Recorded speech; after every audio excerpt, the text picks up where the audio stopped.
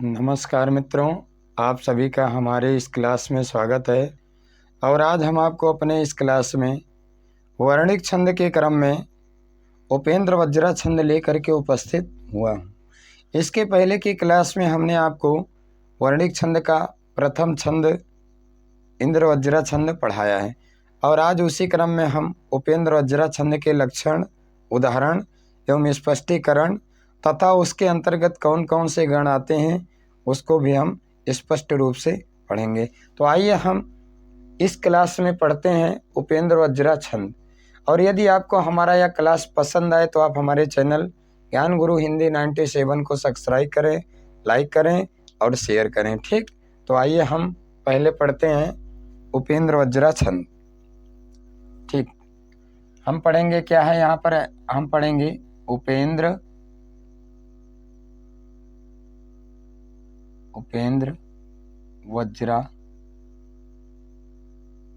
वज्रा छंद। और यह छंद जो है यानी वर्णिक छंद के अंतर्गत आता है। उपेंद्र वज्रा छंद पढ़ने चले, इसका लक्षण क्या है, लक्षण भी हम क्लियर कर लेते हैं। ठीक, यह एक समवर्ण वृत्त छंद है। यह एक समवर्णिक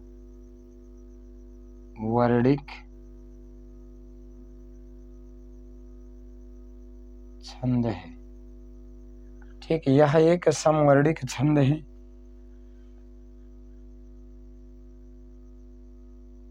इसके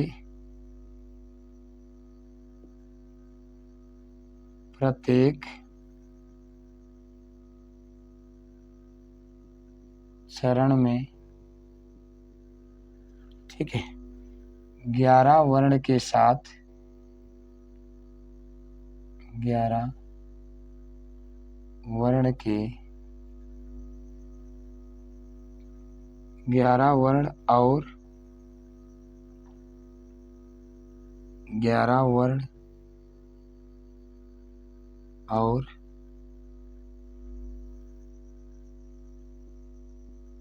और ठीक, यानी 11 वर्ण और जगण, 11 वर्ण और एक जगण, 11 वर्ण और पहले एक जगण,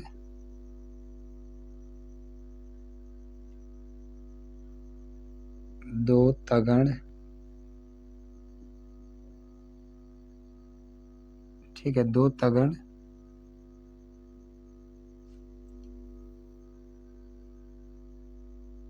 ठीक, यानी क्या है, यानी यह एक समवर्णिक छंद है। इसके प्रत्येक चरण में, ठीक है, यानी इसके प्रत्येक चरण में जो है, एक मिनट, इसके प्रत्येक चरण में यहाँ थोड़ा मिस हो रहा है। प्रत्येक चरण में जगण एक ठीक है, जगण, या इसको यहीं से पहले मिटाते हैं। पहले जगण कामा तगण, फिर जगण, ठीक, यानी जगण तगण जगण और, ठीक है, जगण, ठीक, यानी जगण तगण जगण, एक मिनट, जगण तगण जगण और अंत में 2 गुरु होते हैं। ठीक, अंत में क्या है, 2 गुरु होते हैं। ये तो हो गया क्या, इसका लक्षण, यानी ये इसका क्या हो गया, लक्षण हो गया। यानी यह एक समवर्णिक छंद है, मतलब समवर्णों का छंद है। इसके प्रत्येक चरण में 11 वर्ण होते हैं, वही क्लियर कर देते हैं। पहले जगण होता है, फिर उसके बाद तगण होता है, उसके बाद फिर जगण होता है और अंत में क्या होते हैं, 2 गुरु होते हैं। ठीक, ये तो इसका लक्षण हो गया।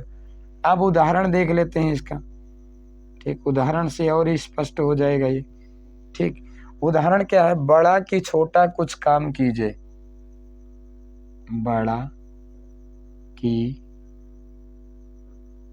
छोटा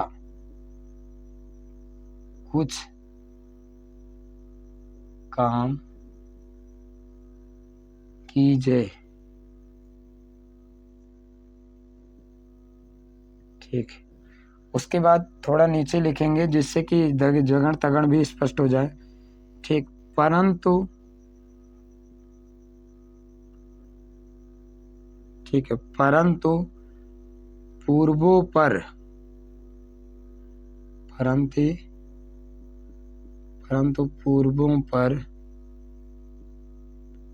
पूर्वों पर सोच लीजिए। पूर्वों ने तो पहले, सोच लीजिए। ठीक, अगला पे बिना विचारे यदि काम होगा। ठीक है, यानी क्या है, बिना, थोड़ा नीचे लिखते हैं जिससे जगण तगड़ भी स्पष्ट हो जाए। बिना विचारे यदि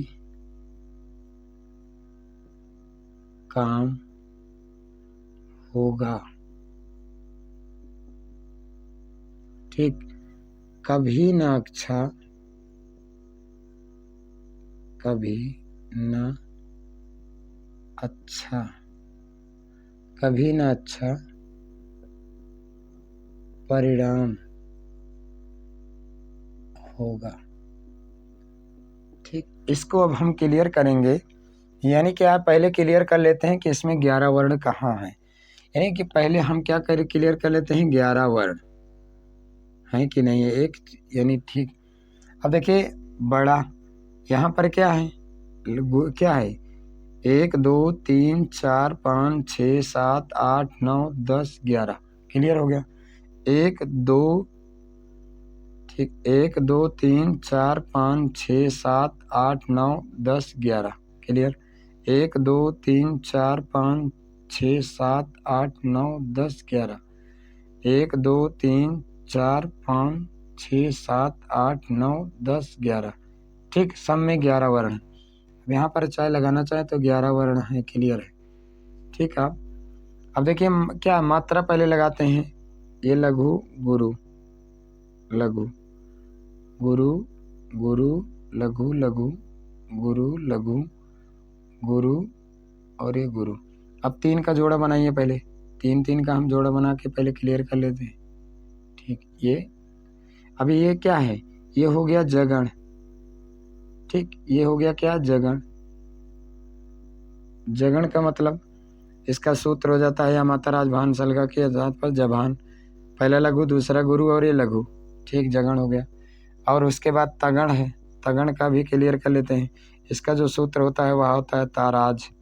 ठीक, गुरु गुरु और लघु। ठीक, तो यहाँ पर क्या है, गुरु गुरु लघु है, तो ये हो जाएगा क्या, ये हो गया तगण। और ये क्या है, ये हो जाएगा क्या, अब फिर क्या है, ये हो जाएगा जगण। और अंत में ये 2 गुरु हैं। ठीक, 2 गुरु हैं। ठीक, क्लियर। अब यहाँ पर देखिए, क्लियर कर लीजिए, ये लघु और ये गुरु। ठीक, ये लघु, उसके बाद ये गुरु और ये क्या है, गुरु लघु लघु।